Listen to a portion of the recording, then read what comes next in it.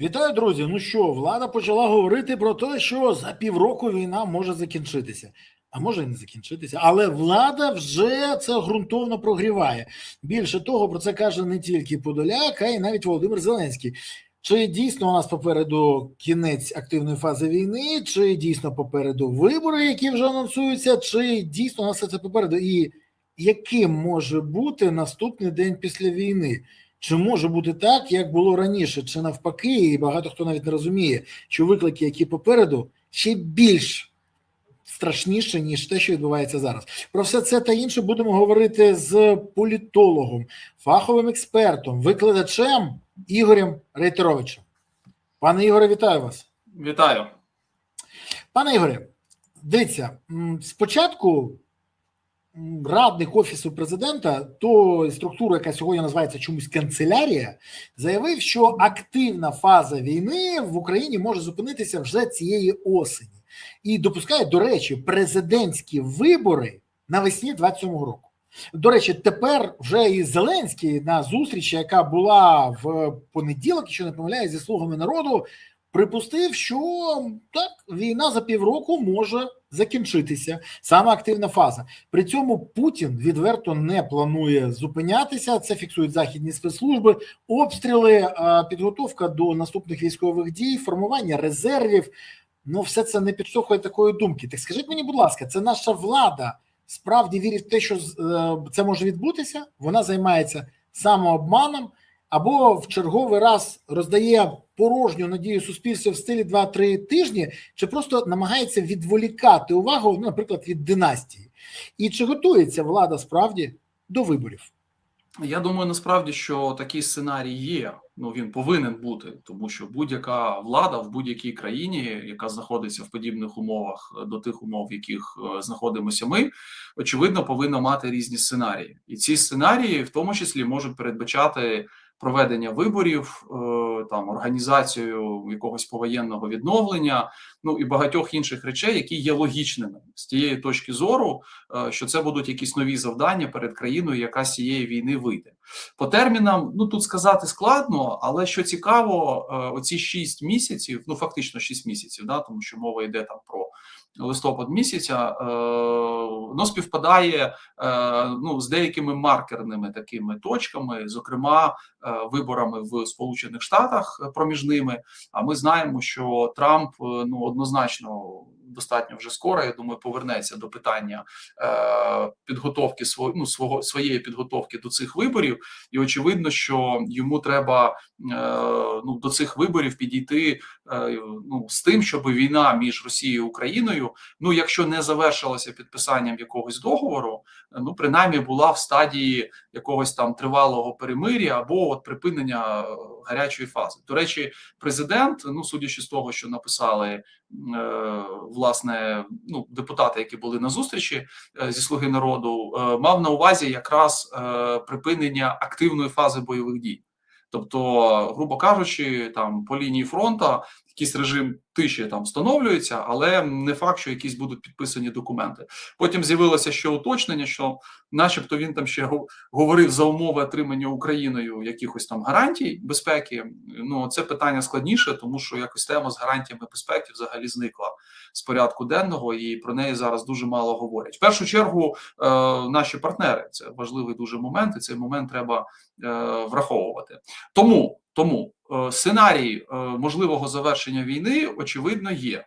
Можливо, там є якісь і дати, коли це може відбутися, і відповідно ну, народних депутатів, мабуть, хотіли проінформувати про цей сценарій, не даючи гарантії, що так, власне, і буде, переслідуючи певні цілі. Ну, щоб трошки додати їм оптимізму, або там якось їх мобілізувати на активну роботу, на необхідні голосування, підтримку там якихось необхідних рішень і так далі. Ну, тобто, от така приблизно логіка. І власне, ну, ця логіка, вона, мабуть, присутня там в діях нинішньої влади.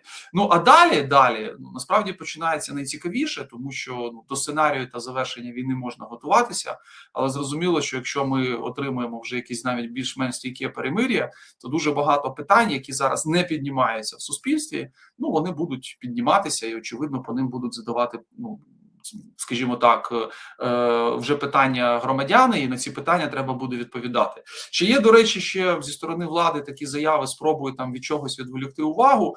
Ну, це теж має право на існування, хоча мені здається, що головна ціль не в цьому, оскільки по питанням там внутрішньополітичним або внутрішньокорупційним, давайте так їх назвемо, ну, по питанням, які там зараз у сфері відання НАБУ і САП, ну, у Офіса Президента така позиція, що вони нічого не коментують, і особливо на них це не впливає, принаймні поки що. І тому я думаю, що вони більше якраз робили ці заяви, щоб якось простимулювати депутатів, ну і на реакцію подивитися. Тому що якщо дійсно, наприклад, там оптимістичний сценарій почне реалізовуватися, а передумови для цього є. Я тут повинен зазначити, що за 6 місяців ми можемо вийти дійсно на замороження війни, я підкреслю, замороження, не завершення війни, а замороження, але це розблокує низку політичних процесів в країні, і тому, можливо, депутатів про ці процеси якби повідомили, ну і будуть тепер намагатися їх до цих процесів залучити.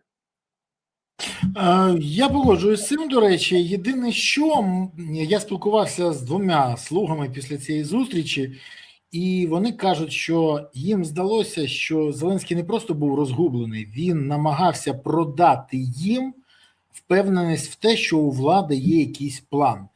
І вони кажуть, що без будь-якої конкретики, без будь-чого ще, але відчувалось, що це була спроба переконати слуг, що Зеленський знає, куди вести країну і що робити. Але впевненості це не дало. Друзі, так. Впевненості тут і не дало, і багато, до речі, депутатів сказали, що зустріч пройшла нормально, але спокійно. Дуже спокійно, але типу, як один сказав депутат, ми не знаємо, хто це, але він давав там коментар поважному виданню, там сумно, не було якогось такого якихось там сплесків, але це типу нормальна історія, добре, що поговорили, добре, що поспілкувалися. Подивимося, як змогли зарядити позитивну енергію народних депутатів від «Слуги народу». Ніяк. Більше того, зірване голосування і відсутність потрібних результатів це доводять. І ще один з цих 2 слуг мені сказав, що начальник був засмучений, а те, що мовчав Буданов, не наводило нас на гарні думки. Тож, розгубленість розгубленістю, але уявимо, що зірочки все ж таки стали як треба, і активна фаза війни все ж таки припинилася. Якою буде повоєнна Україна, на вашу думку, саме як політолога, в перші місяці? Які перші виклики будуть стояти перед повоєнною Україною? А перед тим, як ви відповісте, в мене прохання до наших глядачів. Друзі, підтримайте канал, будь ласка, вашими вподобайками, коментарями, поширенням, підпискою. Це дуже важливо. Це все важливо для каналу. Я дякую вам, що ви активні, небайдужі. Напишіть, до речі, в коментарях, що ви думаєте з того, що ви почули, і звідки ви дивитесь цей ефір. Куди закинулась доля? Де ви чекаєте або наближаєте перемогу? Місто, селище, країну, регіон, район, область. Пишіть, це важливо. І, до речі, дуже дивно, що Троєщина, центр Всесвіту, ще не перша написала про це. Дякую вам, що ви активні і допомагаєте каналу. І дякую, що ви пишете, звідки ви спостерігаєте за нашою дискусією. Пане Ігоре, так що ви скажете, які будуть перші виклики для України і якою буде Україна в перші місяці? Чим вона зіткнеться? Я думаю, що коли в нас буде завершено війну, тут, звісно, багато буде залежати від того, який буде формат цього завершення. Це перший найголовніший момент, на який би я хотів звернути увагу. Тому що, дивіться, якщо ми говоримо, наприклад, про замороження, то очевидно, що не буде ніякого там договору підписаного, і з великою ймовірністю в нас правовий режим воєнного стану буде тривати ще достатньо довгий період часу. І це, до речі, навіть об'єктивний момент, який дуже складно буде якось переламати. Тобто, зрозуміло, що багато хто буде хотіти відміни цього режиму, в першу чергу, в тому числі і наші військові, які будуть сподіватися на демобілізацію, яку вони давним-давно заслужили всі. Але враховуючи, що якщо не буде поставлена якась крапка, не буде якихось дієвих гарантій безпеки, і постійно буде загроза, наприклад, повторення нападу зі сторони Російської Федерації, то правовий режим воєнного стану буде зберігатися. Я прогнозую, що можливо десь до півроку, тобто це буде достатньо тривалий період. Це перший момент. Якщо ми беремо, що якась угода таки укладена, якісь там гарантії безпеки і так далі, тоді, значить, правовий режим воєнного стану буде менший за тривалістю, але він теж буде, його не відмінять на другий день. З певною ймовірністю, він же ж там попередньо буде радою, наприклад, на 3 місяці там продовжений, да, і от як мінімум до кінця цього терміна він там добуде. Ну, це повинно там буде дати можливість якби підготуватися до подальших кроків, подивитися взагалі, що в нас відбувається в країні, які є запити там на, скажімо, там мобілізацію, демобілізацію, як це буде виглядати, там і так далі, і тому подібне. Я не виключаю, що і в першому, і другому варіанті після відміни правового режиму воєнного стану в нас буде, наприклад, діяти надзвичайний стан. Або на всій території України, або, наприклад, на тих територіях, які безпосередньо будуть межувати з лінією розділення. Ну, на той момент це буде лінія розділу, да? Тобто лінія фронту фактично, яка буде визнаватися якимось тимчасовим там кордоном. Ну, кордон тут слово, звісно, не дуже підходить, тому я кажу, що тимчасовий, да? Лінія розмежування між Україною і тими територіями, які залишаться тимчасово окупованими Російською Федерацією. І отут знов-таки є питання, наскільки цей режим надзвичайного стану буде торкатися всієї країни, окремих областей там і так далі. Це перший момент, з яким точніше прийдеться мати справу. Але цей момент найголовніший, оскільки він буде визначати подальшу логіку політичних і соціально-економічних якихось дій. Далі, очевидно, що дуже швидко відновляться розмови стосовно повернення нормального політичного процесу. Я хочу нагадати... Вибачте, а розшифруйте, будь ласка, що таке нормальний політичний процес в тих умовах, що буде? Ну, тому що багато хто вважає, що буде все так, як до війни.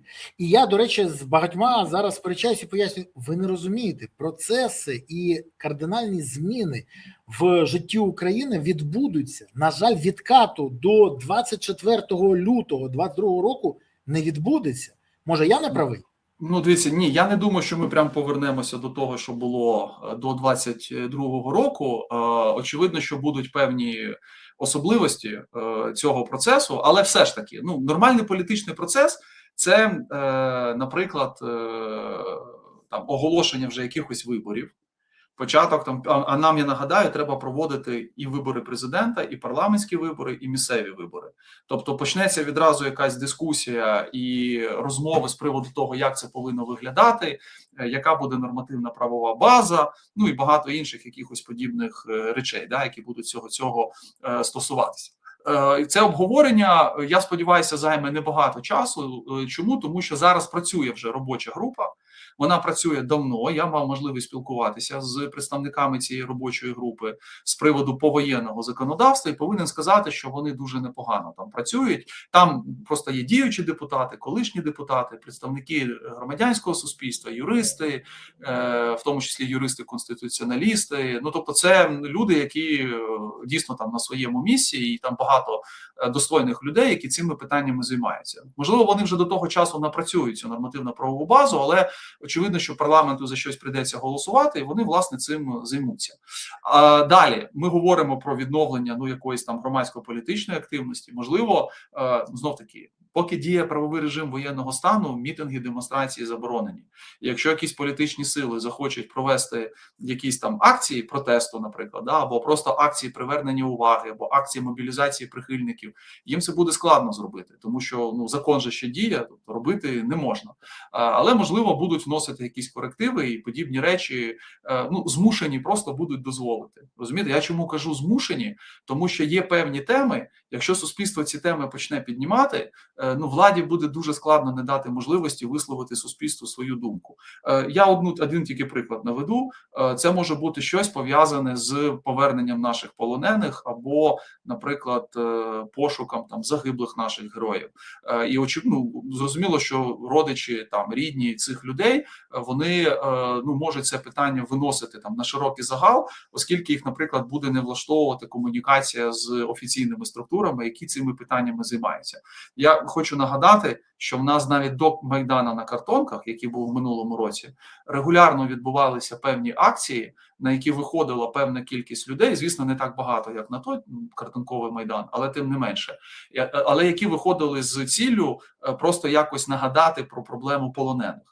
Це не були якісь акції там спрямовані проти влади, ні, але вони були. І от щось подібне може відновитися, але може відновитися вже із політичним якимось там контекстом. Ну, по ідеї ж тоді повинні зняти заборону на вхід в урядовий квартал.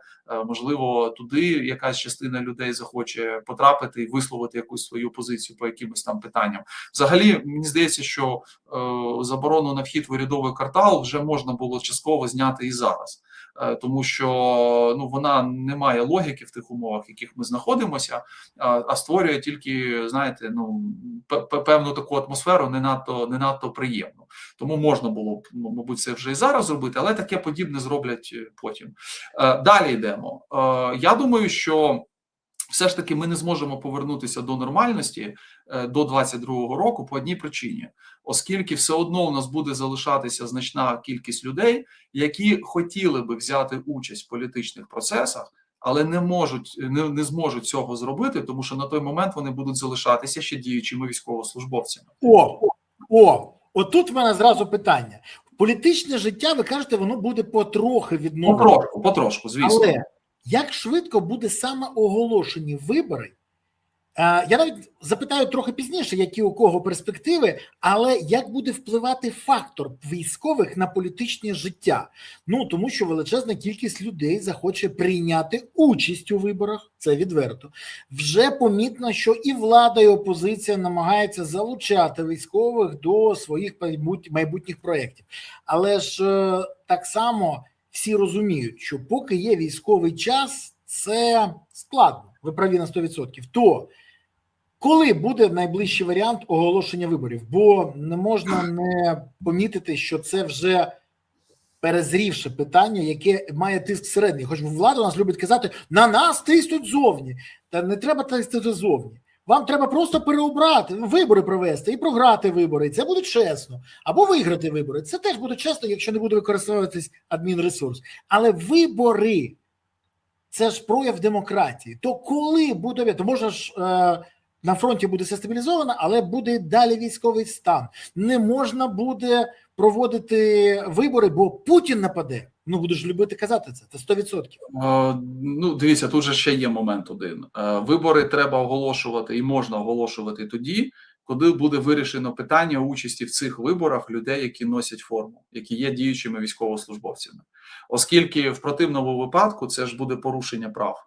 Розумієте? І будь-яка людина, потім, умовно кажучи, може оскаржити вибори, сказати, що я хотів балотуватися на посаду президента, але оскільки я там очолював бригаду або був просто там рядовим навіть, да, але в мене були такі амбіції і можливості, мені не дали, тому що я військовий, і це буде проблемною історією. Тому я не здивуюся, якщо все ж таки якось вибори, ну, принаймні там перші президентські, я думаю, що першими будуть президентські вибори, їх підв'яжуть під процеси демобілізації або принаймні підв'яжуть під можливість там окремим військовослужбовцям брати участь в цих виборах, якщо перші будуть вибори глави держави. Чому я схиляюся до того, що першими будуть вибори глави держави? Тому що я нагадую, що ми маємо юридичну колізію, і ця колізія полягає в тому, що теоретично за Конституцією України вибори президента можна проводити навіть під час правового режиму воєнного стану. Запобіжником на проведення виборів президента на сьогоднішній день є, ну, точніше, два запобіжники є. Перший запобіжник – це закон про правовий режим воєнного стану, який забороняє проводити вибори президента, в тому числі під час війни. І другий запобіжник – це громадська думка. Тобто громадяни України, чітко говорять про те, на всіх опитуваннях, що поки війна, ніяких виборів. Але коли війна, наприклад, гаряча фаза закінчується, я не виключаю, що перші президентські вибори можуть бути проведені навіть при збереженні правового режиму воєнного стану. Або цей режим поміняють там на режим надзвичайного стану. Ну там не знаю, як це назвуть, можуть в принципі переназвати, але ну тоді окремо треба буде прийняти рішення.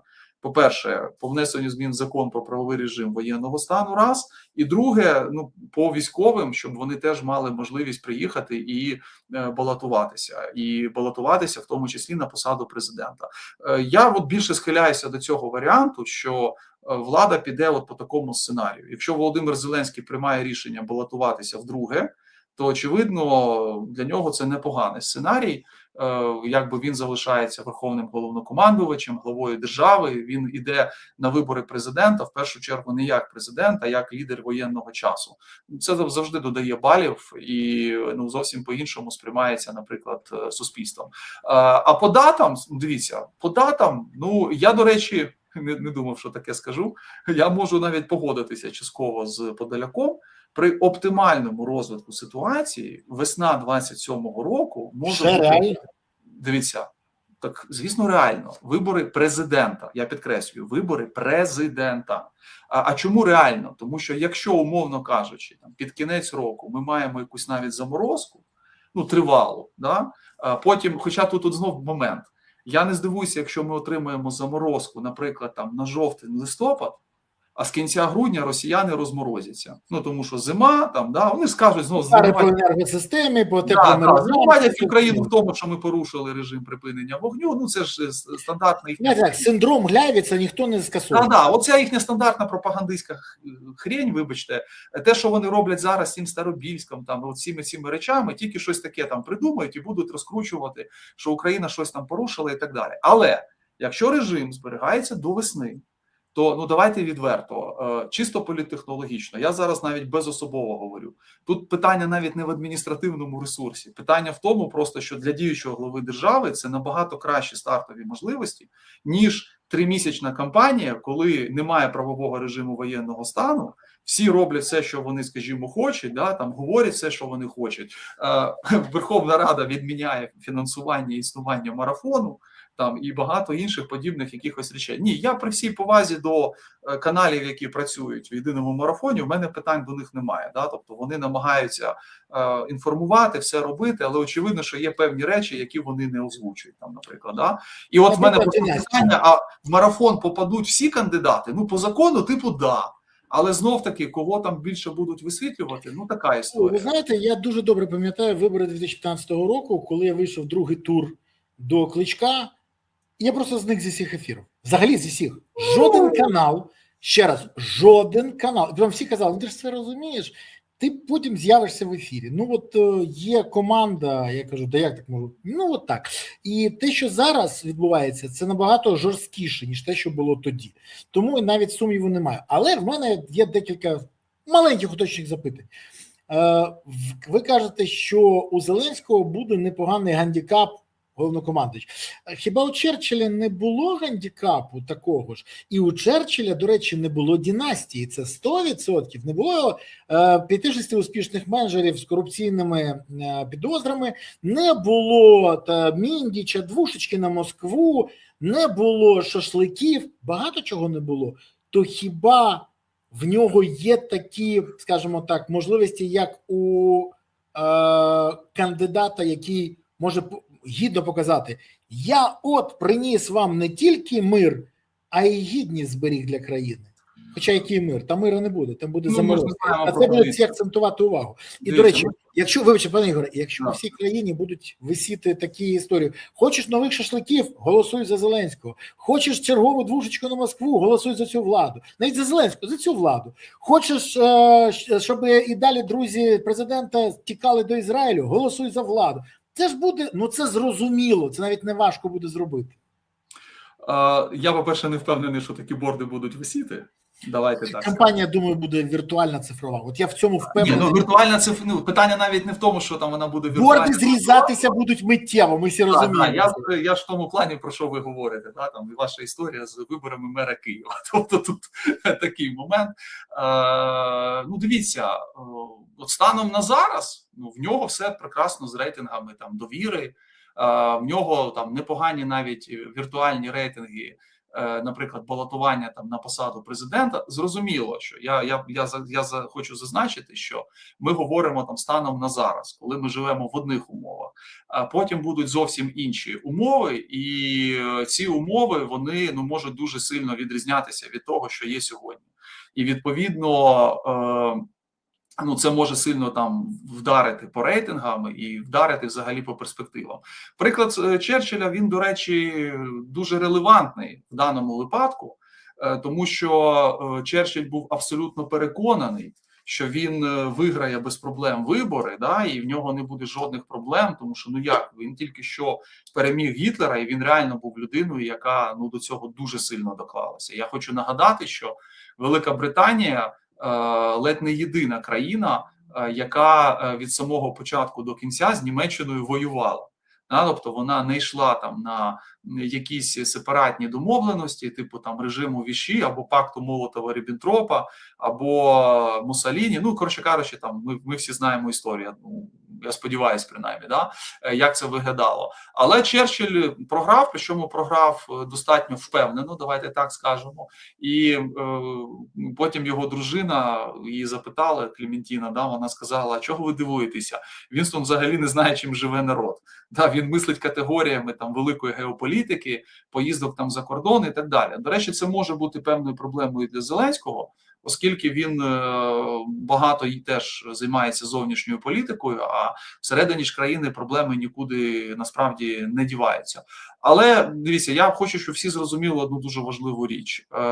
Якщо він вирішить балотуватися, в нього шанси будуть. Питання просто в тому, як він ці шанси реалізує. Тому що, дивіться, все ж залежить від того, хто буде ще йти на вибори.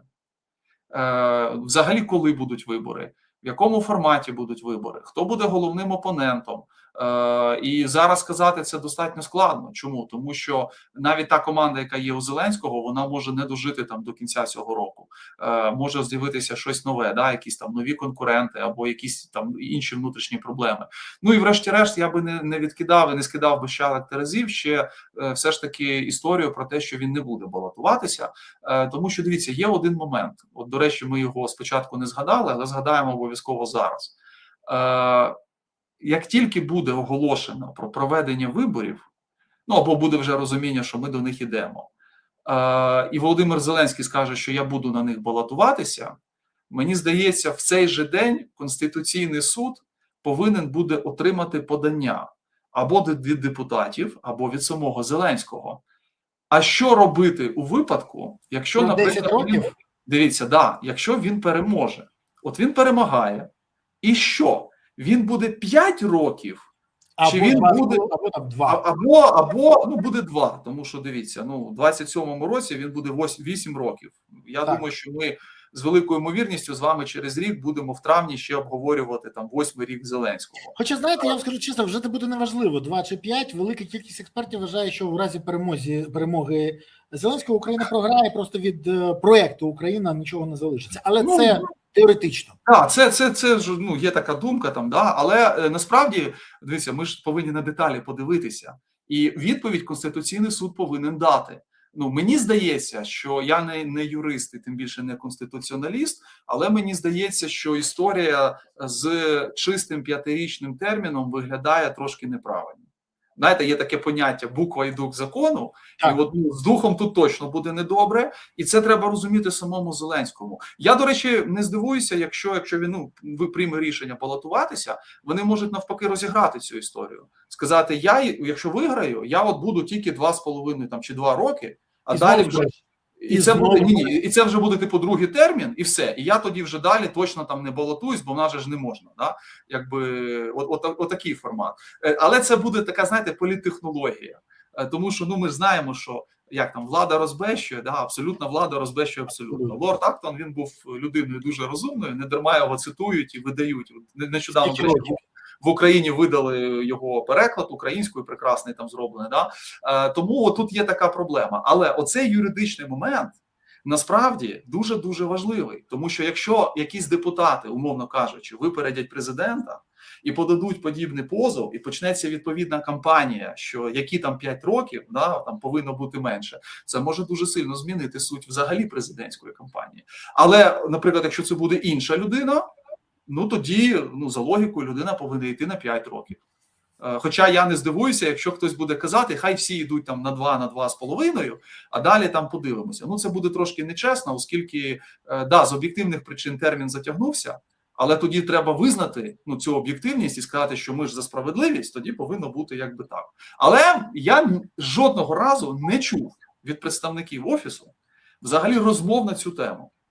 І не будуть, і не почуєте, і не почуєте. Ну, я думаю, що вони до кінця, звісно, будуть тягнути, а вони бояться цієї теми. радники можуть почати, вибачте, грати роль дурників і казати, типу, а це до чого? Типу, ну, вибори на 5 років, які питання? Типу, Ні, вони бояться цієї теми, вони бояться, і все одно хтось подасть. Більше того, саме тому є проблема з Конституційним судом, і ми всі знаємо про цю проблему, і нема повного кворуму, це навмисно робиться, і це всі розуміють. Але вибори, там всі ці історії, а фінансове питання, де брати гроші на відбудову України? І хто та чому повинен буде фінансувати? Без грошей наших партнерів, без донорів, Україна, ну, просто зазнає катастрофу за півроку-рік. Нам не вистачить не просто грошей на відновлення країни, на забезпечення власних потреб. То звідки можуть бути гроші і чи будуть вони? Тому що, ну, мені, наприклад, казали декілька поважних європейських політиків, і цю фразу я чув неодноразово, до речі, і на останній конференції Ленарта Мері в Талліні, і на конференції крихке майбутнє України в Чехії. Одне те ж саме. При Зеленському гроші вкладатися в Україну не будуть. Все, це буде інша історія. Бо навіть зараз вимагають пояснень про будиночки. Бо по тому ж самому Мерцу б'є ДФ зараз. По тому ж самому Макрону Ле Пен зараз вже починає грати. Навіть пані Мелоні, яка дуже толерантно ставиться до Зеленського і є прихильницею України, зараз починає казати ні-ні-ні. Ми бачимо, як по неї б'ють, в неї вибори на носі. Вона теж це розуміє. І це буду грати. Тому хто нам дасть гроші і звідки їх брати? Ну, я думаю, що на 26-27 рік в нас же ж гроші є. Теоретично. Ми ще не отримали. Звісно, ми будемо отримувати частинами, власне, в бюджет, на зброю будуть давати. Там на зброю, так, ми ж кажемо не про зброю. Це ж кажемо якраз по воєнний період. Дивіться, там будемо, ну, на 27 рік там же ж теж частина виділяється, значить будемо виконувати реформи. Якщо реформи виконувати не будемо мати грошей, тоді Володимиру Зеленському, там, Руслану Стефанчуку, я не знаю, Юлії Свериденко, якщо вона до того часу залишиться ще прем'єр-міністром, треба буде виходити до людей і казати, в нас немає грошей на пенсії і так далі, тому що ми не проголосували те-то, те-то, те-то. Ну тут не вийде, розумієте, в кущі. От я зараз спостерігаю за цією історією з посилками, ну слухайте, ну це ж якийсь треш. Це треш. Намагаються депутатів зробити крайніми. Так, я розумію, і при цьому, знаєте, я прекрасно розумію депутатів, от чесно. Я спілкувався з багатьма зі «Слуги народу», в тому числі, і вони кажуть, ну слухайте, ну це вже ненормально просто. Вони самі вигадали історію, самі цю історію запропонували МВФу, отримали на це благословення президента, який, я так розумію, не сильно вчитувався в те, що йому там казали. Сказали просто, що ми знайшли там 40-90 мільярдів гривень, там, да, і треба те-то і те-то зробити. А тепер, коли депутатів хочуть зробити крайніми, депутати, очевидно, не хочуть під цим підписуватися. Але я зараз навіть не про це. Да, там будуть якось шукати можливості, голосувати і так далі. А от з відбудовою, да, дійсно, є питання. І дуже серйозне питання, оскільки станом на сьогодні потреба України у грошах на відновлення складає, я називаю зараз цифри, станом на січень 2026 року. На секундочку вдумайтеся, мінімум 588 мільярдів. Мінімум 588 мільярдів. Дехто називає суму 650, 660 мільярдів фігурує. Я не здивуюся, якщо ця сума виросте десь до трильйона, доки ми дійдемо, власне, до завершення війни і початку процесу відбудови. І отут дійсно тоді момент. Якщо, наприклад, Європа буде мати якісь застереження щодо там перебування Зеленського на посаді, ну їм прийдеться ж якось ці застереження висловити, розумієте? Тому що, ну, з іншого боку, якщо вони це зроблять публічно, це може бути розцінено як втручання в внутрішні справи. Водночас я переконаний, що є багато європейських країн, які нічого проти Зеленського не мають. В них просто є якісь свої інтереси, і вони якби ну не бачать проблем, якщо він залишиться президентом, тому що вони отримають чи отримали вже гарантії, що їхні країни, ну підприємства з їхніх країн, да, візьмуть безпосередню участь в відбудові за європейські гроші. Тобто є і такі історії. Тому тут, знаєте, дуже складний такий момент. Зрозуміло, що зовнішній фактор він буде відігравати певну роль, але знаючи Володимира Олександровича, я не здивуюся, що він це може собі ще й на користь викрутити. Розумієте? В такому плані, що от вони там не хочуть, щоб я залишився президентом, тому що я ж їм говорив в обличчя, хто вони такі і чому вони не допомагають Україні. Тому от підтримайте мене, щоб на зло якби їм. Може бути і такий варіант. От на секундочку уявіть, і знаючи значну частину там наших співгромадян, ну їм може таке гасло зайти.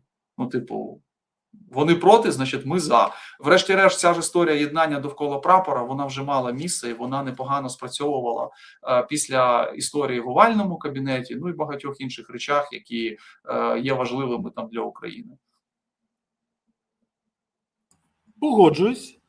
Єдине, що можу сказати, що важливо, як все буде закінчуватись, на якій ноті, бо це для багатьох буде, скажімо так, головним маркером. Але де гроша, давайте відверто, там і влада. Де влада, там і корупція. І які перспективи наших антикорупційних органів? Вони залишаться як є. Хочу нагадати, що в наступному році буде новий конкурс на голову очільника САП. І я впевнений, що ця влада буде його саботувати як може і намагатися проштовхнути нову людину. Хочу нагадати, що є питання до очільника НАБУ, в якого є там цікава історія з кейсом, коли він був засуджений, мав сісти за грати за те, що скуповував голоси для Батьківщини, але знайшов людину з дитиною і сказав, що це його дитина, потім сказав, що це не його дитина, але строку уникнув. Доброчесна людина, яка, там є багато питань, і його зв'язки з офісом, але з органами залишиться все як є, вони будуть перезавантажені, що їх чекає доля антикорупційних органів у Польщі, які були помічені в договорняках, політичних іграх, розформовані і просто цим займається тепер Генпрокуратура. Тим більше ми ж хочемо все ж таки побудувати щось, що у нас буде працювати нормально. І як, до речі, до цього можуть ставитися наші партнери. Тому що я неодноразово чув, що в них теж є питання до антикорупційних органів, і вони, до речі, вважають, що варто перезавантажувати. Я так скажу. Органи працювати будуть. Так. Скоріше за все, вони будуть перезавантажені, принаймні частина. От ваші застереження і я розслідування ж бачив, да, вони дійсно залишають дуже багато питань. І ці питання не але ж потрібно боротися з корупцією. Бо я боюся, що кожна наступна влада буде намагатися зробити те, що і ця. Взяти під контроль антикорупційні органи. Давайте я навіть більше скажу, зараз скажу шокуючу фразу цинічну. Це нормально. Тому що, ну, яка влада хоче, щоб її контролювали? Ну, давайте відверто. Да? От я як депутат Верховної Ради голосував за створення НАБУ і САП. І більше того, відстоював їх інтереси, а вони ж якраз і контролювали владу. Так, я був опозиційний депутат, але я розумів, наскільки це потрібно країні. І я розумію, які будуть тенденції, це може статися. Ну, тенденції будуть намагатися перед цим перезавантаженням якби засунути туди, зашити, да, якісь свої там моменти, які їм будуть якби вигідні. Але я переконаний, що антикорупційна інфраструктура збережеться, вона буде працювати, оскільки це одна з головних вимог європейців, а європейці по-іншому просто не будуть давати гроші. Крім того, все ж таки, давайте так, чим ближче завершення війни, Чим ближче реальний політичний процес, тим більш розв'язані руки будуть у цих органів. Тому що а чому? Тому що влада ж просто почне думати, як залишитися владою, почнеться політична боротьба, менше уваги на них. І от вони цим, до речі, періодом можуть непогано скористатися. Я маю на увазі скористатися з точки зору виконання своїх професійних обов'язків. Тобто, коли на них менше тиску, і коли вони можуть там пройтися по різним і тут ми побачимо підозри, які ще не бачимо, але всі розуміють, що вони є. Так. Я от про це, що можуть з'явитися певні підозри. Деякі, звісно, будуть трактувати відразу як політичний тиск, як якісь там привіти. 100%. Але, слухайте, це вже трошки починає, як там кажуть, втомлювати, да, коли в усьому шукають якийсь там політичний підтекст. Не завжди, як казав в анекдоті про Зігмунда Фрейда, да, іноді сни – це просто сни. Не треба шукати... Банан – це просто банан. Да, просто банан, або там чоловіки в капелюхах. Да. Не треба шукати ніякі підводні камені. Точно так же і з корупцією, тому що от іноді окремі там наші політики просто дивують, там когось зловили прямо з грошима, які йому в руки давали, і він розказує, ні, це політичні переслідування. То не бери гроші і не так от у когось, да, і не буде ніяких політичних переслідувань. Тому вони будуть діяти. Зрозуміло, що, можливо, кілька хвиль атак на них ще відбудеться. Це можлива історія. От простий приклад, зараз же уряд подав антикорупційну стратегію, і там забув вписати, очевидно, що стратегія повинна пройти через парламент. В парламенті за неї візьмуться. Зараз її почитають ще десь там наші партнери, в них теж будуть застереження. Я просто завжди дивуюся в такій ситуації, от на біса ви на рівному місці створюєте проблеми. А потім будете пояснювати, що ми не це хотіли, нас не так зрозуміли. До речі, потім пояснювати це повинен нашим партнерам навіть президент. Да, його питають, а навіщо це? А йому навіть іноді нема чого сказати, бо він або не знає, або йому цю історію по-іншому подали. І сказали, що ні, там вже все у відповідності до закону там, і так далі. Коротше кажучи, оце буде, знаєте, як стратегію. Накати якісь там, спроби щось поміняти, але вони встоять, тому що поки що в них є і великий суспільний запит. І суспільство, я думаю, от ми ж не повинні забувати про фактор суспільства. Як тільки потроху почне повертатися політика, мені здається, що для багатьох наших можновладців те, що відбувалося впродовж війни, з точки зору, як вони кажуть, тиску суспільства на них, їм здасться просто дитячими якимись казочками. Там почнуться реальний тиск в межах закону, але такий, від якого їм надзвичайно складно буде відбитися. Тому декому треба подумати, чи є сенс взагалі продовжувати політичну кар'єру, а чи не є сенс тихонечко в лісу йти, доки в них буде можливість. Реально, буде знов-таки, буде оцей люфт, коли хтось, якщо пропаде, може його і шукати не буде. Тому що просто буде не до цього. Але скільки скористається цією можливістю, чесно кажучи, питання. Подивимось, скільки у нас розумних. Це теж цікаве питання. Але я можу сказати одне. У мене є багато претензій до антикорупційних органів. Але коли я намагався їх знищити, я був одним з перших, хто вписався за антикорупційні, тому що я розумів, наскільки це небезпечно.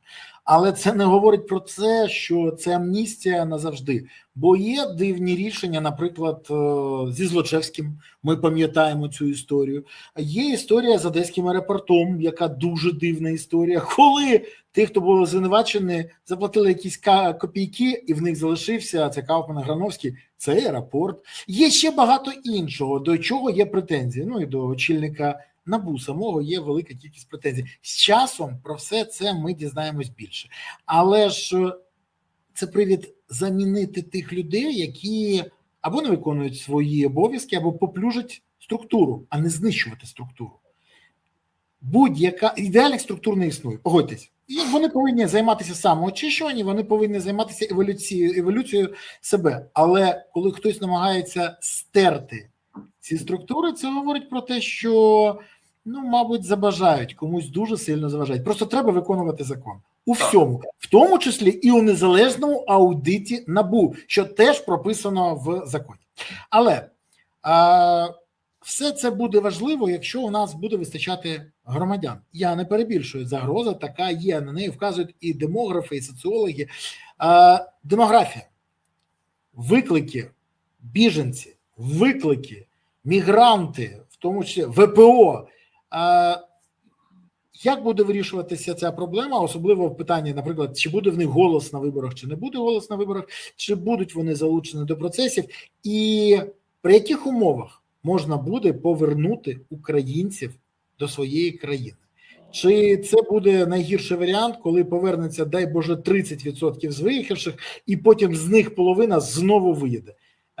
Що прогнозуєте ви, пане Ігоре? Але перед тим, як ви будете відповідати, звертаюся до наших глядачів. Друзі, да підтримуйте ви канал нарешті. Поставте ви ту кляту вподобайку, поширте відео, підпишіться і прокоментуйте. Напишіть, що ви думаєте з цього приводу. До речі, чи є у вас думки, за яких умов українці повернуться? До речі, от якщо зараз дивиться нас, я бачу, Італія дивиться, Німеччина дивиться, Європа дивиться, багато країн. Напишіть, будь ласка, за яких умов ви готові повернутися, що вас повинно змотивувати, і чи плануєте ви повернення до України? Це дуже важливо. Напишіть, будь ласка, зараз про це. Ну і напишіть взагалі, звідки ви дивитесь цей ефір. Місто, країну, селище, не знаю, область, регіон. Пишіть, це все важливо. І, до речі, в описі цього відео є посилання на канал пана Рейтеровича. Цинічна політика. Заходите, тицяєте і підписуєтесь, бо знати треба більше. І вам буде корисно. То, пане Ігоре, як буде, ви вважаєте, вирішуватися ця проблема? Бо вона, доволі серйозна.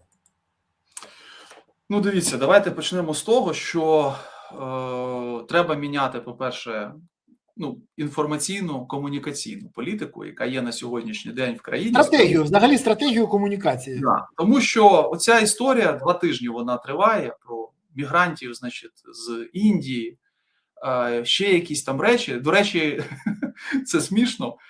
Кажуть, що на зустрічі з президентом якийсь представник «Слуги народу» на повному серйозі питав його про завезених індусів. Дивіться, але це говорить про те, що ІПСО, яку реалізували в Україні, спрацювала. Це зайшла не тільки якимось пересічним громадянам, а й ідіотам, які знаходяться у владі. Більше того, я вам скажу чесно, я коли зробив, я можу це показати, першим, хто зняв взагалі відео на цю тему і пояснив, що це ІПСОХа. Більше того, я тоді зібрав всю інформацію, виклав це. Ви можете зайти, навіть глядачі, знайти це відео і подивитися кількість коментарів: Береза продався владі, Береза продався індусам, і жодна людина не вибачилась, коли все з'ясувалося. Жодна. Тому я не здивований. Але влада, до речі, мовчала весь час. Продатися індусам – це, звісно, це навіть круче, ніж продатися зеленим, я розумію. Та ні, я хочу сказати, просто я колись мав досвід спілкування з ними там по одному проєкту. Це неможливо просто, я відверто скажу. Це про щось домовитися, а особливо, якщо там якісь гроші, це дуже складно. Це, повірте, не та історія, якій можна продатися. Але, тим не менше, оце ІПСОшка ця зайшла. Причому там цитували людей, їх видавали за представників влади, хоча ці люди просто представляють якісь громадські організації, і не знайшлося ніякого притомного там демографа, або просто не дали можливість притомним демографам чи соціологам навіть на цю тему поговорити, закинули цю історію про мігрантів і максимально її розкрутили. Влада тут, звісно, дала в штангу по повній програмі, тому що в нас же є там профільні міністерства, різні відомства, вони повинні були включитися і чітко пояснити. Нічого цього не відбулося. Але дивіться, це ІПСОш підняло одну важливу проблему, дуже важливу проблему. В реальності немає стратегії взагалі залучення, давайте так назвемо, людських чи трудових ресурсів в Україну після війни. Немає. І це лякає, тому що така стратегія повинна бути. Оскільки в нас від 6 до 8 мільйонів за різними підрахунками за кордоном. І цих людей в першу чергу треба повертати. Цих людей. Не думати про якихось там зовнішніх мігрантів, а повертати цих людей. Да? І я ще ж переб'ю. Вам це зрозуміло. Мені це зрозуміло. Чому це не зрозуміло нашій владі? Ви це можете пояснити? Я серйозно, це ж стратегічне питання, від якого залежить майбутнє України. Більше того, тоді знімаються всі питання. Я не знаю, чому влада цьому не приділяє увагу, оскільки дійсно зараз можна почати було би вкладати гроші в цю стратегію повернення наших громадян, стратегію кращого працевлаштування там внутрішньо переміщених осіб і так далі, і так далі, і так далі. Нічого цього і близько немає, крім якоїсь абсолютно ідіотської заяви, я не буду називати прізвище, але одного народного депутата від «Слуг народу», який значить, сказав, що треба там скільки 25 тисяч гривень платити, да? І всі, хто сидять вдома, ховаються від мобілізації або хто сидить за кордоном, вони відразу, значить, підуть працювати там на підприємство в Україні. Ну, я ж кажу, що я не хочу навіть прізвище називати, тому що цей депутат, робити йому зайву рекламу, він відомий своїми такими заявами. Так що тут питання передусім до влади повинні бути, як вони це собі планують, як вони собі це бачать. Чи будуть в Україну приїжджати мігранти? Так, будуть. Але дивіться, в перші навіть роки після завершення війни це не буде масове явище. Тому що ми залишаємося країною з високим рівнем ризику, це зрозуміло, да? І, умовно кажучи, хтось десь ховається від війни і їде в країну, яка нещодавно пережила війну, причому найбільшу в Європі після Другої світової, ну це таке собі.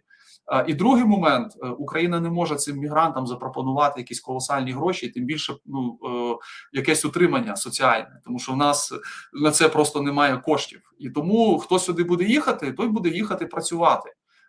І отут треба думати про залучення саме тих, хто готовий це робити. Якась кількість їх буде, але знов-таки це не буде на першому етапі якось масово виглядати. А далі все буде залежати від того, яка в нас буде міграційна політика і наскільки ми будемо готові взагалі таких людей приймати.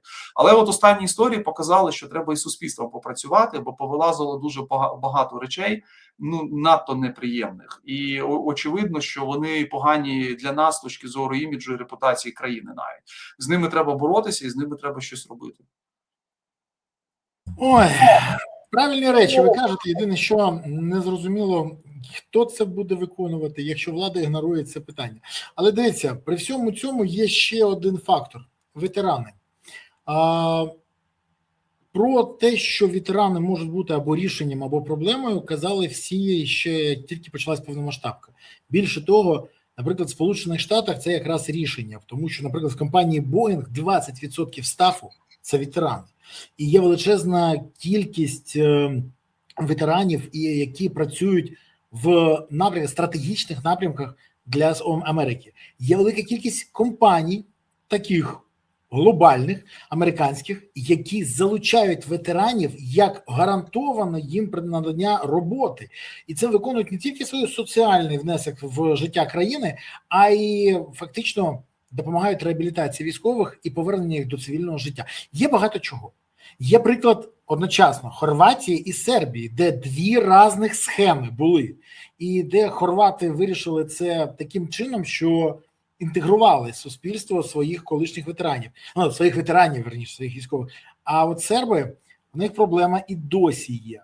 Є історія Афганістану, пам'ятаєте, афганців, які поверталися. До речі, в Росії є історія після Чеченської війни, і вони вихаркують її. Я сподіваюся, що вони будуть вихаркувати і далі тих, хто буде повертатися з цієї війни. І що вони не тільки не вихаркнуть, а захлебнуться. Але є багато схем. Україна готова до якоїсь з цих схем? Україна є своє бачення, як інтегрувати ветеранів, як допомогти їм, як займатися реабілітацією, як допомогти їх родинам у взаємодії з ветеранами і багато чого іншого. Бо у нас багато хто, я бачу це у владі, вважає, воно якось розсосеться. Ні, не розмокчеться. То як ви вважаєте, чи це буде проблема, чи це буде рішення, і чи готова зараз Україна до того, що треба буде інтегрувати в цивільне суспільство, надати роботу, реабілітацію, допомогу і все інше, ну, більше ніж мільйону людей? До таких масштабів точно не готова, я відразу скажу. Я знаю позитивні кейси повернення наших ветеранів після війни, і які змогли непогано дуже влаштуватися в цивільному житті. Знаю особисто такі кейси і описувалися, ну, багато з них описувалися, в них все вийшло, і десь держава там, ну, надавала те, що повинна була їм надати, десь вони отримали допомогу там через гранти, але практично в кожному випадку, я повинен зазначити, це важливий момент, на всьому етапі їх супроводжували в тому числі представники громадянського суспільства. Тобто допомагали, давали, ну, якісь там поради, ну, і робили багато дуже важливих речей. Тому держава в принципі має досвід, як це повинно бути. Але що робити з мільйоном людей, я боюся, що відповіді на це питання немає від слова зовсім. Просто для розуміння, до сих пір, незважаючи на шалену діджиталізацію, про яку нам розказують всі, да, і показують, і говорять, і вона дійсно там має місце в певних сферах і так далі. Але будь-який військовий, який звільнявся, наприклад, там за пораненням зі Збройних сил України, і повинен потім був отримати гроші, в тому числі там на лікування і так далі, зможе розказати свою історію пекла, по суті, да, адміністративного, який він пройшов. І скільки часу він на це витратив. А ви от уявіть на секунду, якщо це людина, яка там втратила на війні частину себе. Йому просто пересуватися важко, умовно кажучи, а він повинен ходити і там місяцями вибивати ті кошти, які держава йому там повинна була б заплатити дуже швидко, оперативно і без якихось там проблем. Тому от навіть на прикладі цього очевидно, що ми будемо мати дуже багато проблемних таких моментів, і держава сама цим не справиться. Єдиний вихід з ситуації – це, по-перше, зараз вже почати про це говорити, запускати вже певні програми в тестовому режимі і поки їх відпрацьовувати на тих, хто зараз в силу в основному поранень важких демобілізується. Другий момент – максимально залучати до цього громадянське суспільство. В тому числі, я не втомлюсь про це говорити, ми навіть зі студентами це обговорювали неодноразово, кейси певні розглядали практичні. Запускати там публічно-приватне партнерство, соціальне партнерство, тобто держава, якщо вона не може зробити, хай тоді дає гроші громадянському суспільству офіційно там на конкурсах, а громадянське суспільство буде тоді займатися цими питаннями, тому що воно знає як, вона має спроможність, вона має відповідний досвід. А в противному випадку ми отримаємо колосальну просто соціальну проблему, оскільки дійсно цим людям буде важко в силу об'єктивних абсолютно причин. І як би суспільство не було на них налаштовано позитивно, а в переважній більшості українське суспільство такими є, з повагою там і так далі, але все одно ж будуть виникати історії, багато різних історій, бо у людей загострене відчуття справедливості, а вони прийдуть, я ж кажу, отримувати якийсь документ, йому скажуть, прийди через 3 дні, там, наприклад. Або що ти прийшов, там, мене бачиш, обід. Ми ж знаємо іноді, як у нас відбувається таке спілкування, і це закінчиться дуже-дуже погано. І, в принципі, я хочу нагадати, що американці до адекватної ветеранської політики дійшли лише тоді, коли вони повністю, вибачаюсь, просрали, я не можу інше слово підібрати, ціле покоління в'єтнамське. Вони його спочатку втратили, фактично все, значною мірою. Кажуть, що наскільки там, близько 50 тисяч загибло у В'єтнамі, загиблих було, да? І більша цифра – це люди, які повернулися з В'єтнаму і не дожили до кінця свого життя, в силу того, що просто не витримали того, що на них навалилося. Тобто вони втратили таку ж кількість людей через суїциди, які були потім. Але американці от на цьому навчилися. Я до чого це згадав?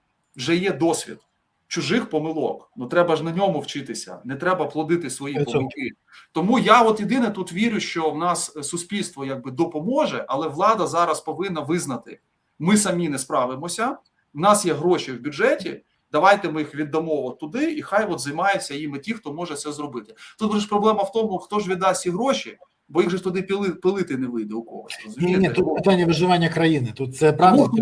Я от вважаю, що цю тему треба піднімати максимально. І я ж кажу, що ми там на рівні, я можу сказати, на рівні, наприклад, там вищих навчальних закладів, ця тема постійно проговорюється. Тобто в мене там багато є студентів, які волонтерською діяльністю вже зараз займаються, отакого ж типу, там психологи, там ще хтось, да, от вони потрібні. Але держава на це повинна звернути увагу, розумієте? Тому що люди ж не можуть безкінечно займатися тільки цим, їм же треба і родини годувати і так далі. Можна вийти з ситуації, але хтось повинен прийняти політичне рішення і сказати, що це наш пріоритет. Мабуть, президент повинен це спочатку сказати. Оце наш пріоритет. А далі вже підтягнуться всі інші, і все суспільство повинно працювати на ветеранів в цьому плані. Я погоджуюсь з вами, після звільнення з лав ЗСУ я від держави не отримав жодної допомоги. Більше того, і навіть пропозицій не було. Допомагали реабілітуватися, відновлюватися і лікуватися мені і волонтери, і друзі. І це для розуміння. І навіть іноземці, але не держава. Тож ситуація, коли ти можеш йти в ЗСУ і битися за Україну, це нормально. А допомагати, коли ти вже не потрібен, на жаль, для нашої влади це теж нормально. Але, пане Ігоре, щоб поставити крапочку в цій історії, можу про багато чого казати ще, про зброю, про злочинність, про демографію, там величезна кількість питань. Але перспективи, якщо так дуже коротко, стисло, перспективи для України які? Та ні, ну слухайте, я тут залишаюся оптимістом. Ні, я ж не про це. Я кажу, дивіться, ми обидва оптимісти, інакше не вели б цей ефір. Ми не займалися перспектива така для України. Наприклад, я до речі, відверто скажу зразу. Я вважаю, що на відновлення країни знадобиться від 8 до 15 років в найкращому варіанті. В найкращому. Дуже інтенсивно. Ну, і дивіться, я так скажу, що мінімальне відновлення, яке ми потребуватиме для того, щоб потім вже претендувати на реальний вступ до Європейського Союзу, це приблизно 3 роки. Приблизно 3 роки. Але за умови, що хтось не буде тупити на пагорбах, всім відомих.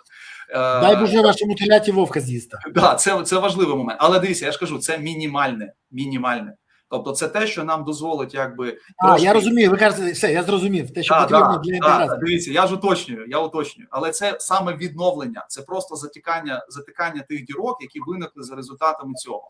А модернізація, яка повинна прийти за цим відновленням, 8-15 років. Це до 15 років. Тут ви називаєте абсолютно релевантні цифри. Це не означає, що ми, відразу хочу зазначити, це не означає, що ми 15 років будемо жити погано. Ні. Для більшості країн це був якраз період розквіту, там період інтенсивної роботи. Важко, буде багато чого треба робити. Але якщо є мета, і цю мету, от я хочу важливу річ сказати, це прям заголовок можна винести. Якщо цю мету поділяє влада і суспільство, тоді все виходить. Бо якщо влада думає, як би нам тут посидіти на потокі, а якось воно буде, а суспільство хоче нормально жити, це закінчується тоді дуже погано для влади. І один діяч, якого Вітя звати, і прізвище в нього Янукович, може це розказати. Тому мені б дуже не хотілося, щоб ми, паралельно ще з відновленням зіткнулися от з такою проблемою, бо хтось там вб'є дракона, а потім подумає, що щоб не стати самому драконом. Ні, в Україні це не проканає, і от в цьому плані, я думаю, все буде добре. І сподіваємося, що все ж таки за супероптимістичним сценарієм, початок наступного року, можливо, дійсно якесь припинення вогню і принаймні розуміння перспектив, скільки це буде тривати і скільки ми можемо це витратити на відбудову країни. Погоджуюсь з вами на 100%. Більше того, чим скоріше це відбудеться, чим скоріше відбудуться вибори, оновлення влади і почнеться дійсно процес відродження країни, тим більше шансів для України не просто вижити, а досягнути потрібного результату.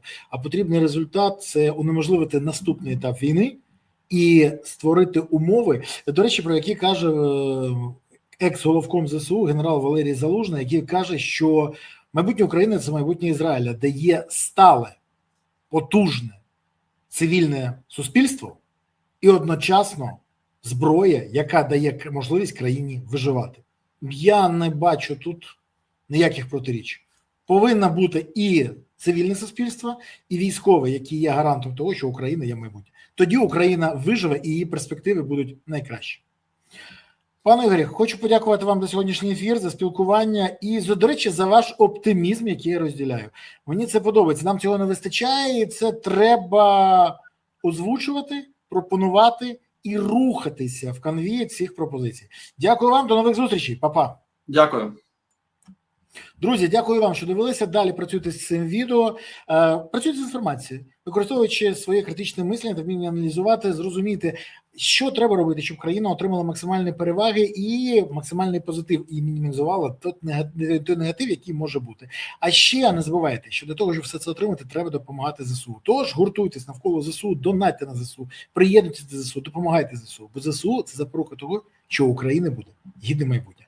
Гуртуємось навколо ЗСУ і все буде Україна. Па-па.